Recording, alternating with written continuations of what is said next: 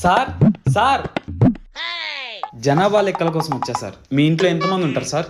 ముగ్గురుంటామండి. పేర్లు చెప్పండి సార్. ఈమె నా వైఫ్ మహి. మరి ఈవిడ?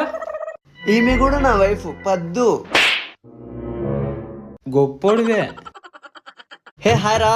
హే రారా కూర్చో. ఈమె నా వైఫ్ మహి.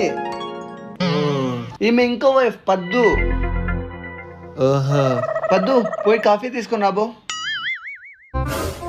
ఏమే కాఫీ రెడీనా? అవుతాండండి.